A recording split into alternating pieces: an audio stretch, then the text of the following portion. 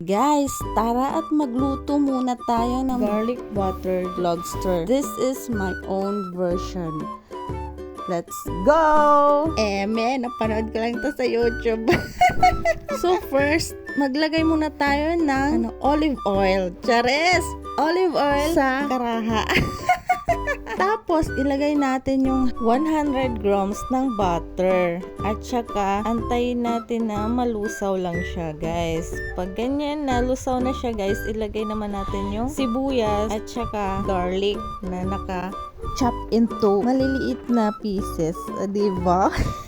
Pero kunting garlic lang ginamit ko, Diyos ko dahil kasi mahal yung mga bilihin ngayon. Magtipid ka. And then, maglagay tayo ng Mamasitas oyster sauce. Mamasitas, baka naman. Chares! And then, halu-haluin lang natin. Tapos, maglagay tayo ng Sprite. Ito na yung nagpapatamis ng sabaw. Sana all nagpapatamis.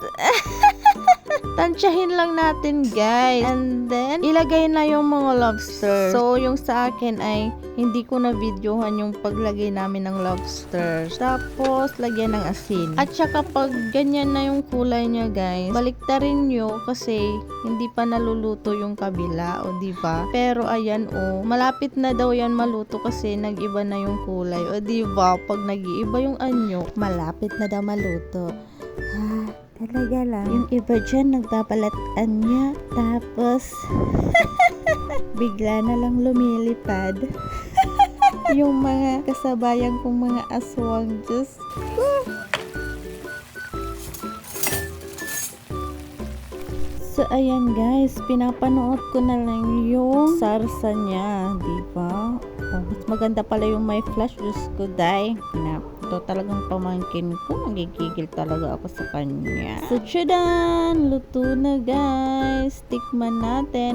Huwag niyong kalilimutang tikman para ma-adjust muna. Chares! Pempeng ko na ngayon si Jake Cyrus na. Tapos, ilipat na natin na lalagyan kasi baka ma-overcook, guys. O, diba? First time ko kasi magluto nitong lobster, guys. Hindi talaga ako marunong magluto nito. So, ayan na yung sauce niya, guys. Napakasarap niyan, guys. As in. Diba, guys? Magaling na magluto ang Shibuli. So, balatan na natin. Kasi, gutom na si Ate Kimberly. Ayan, nakahanda na yung kamay niya. Tapos yung natira na lang sa akin. A few moments later, tchadan! Kawawa naman ang Shibuli. Ito na lang natira. Ito na lang po ang natira, guys.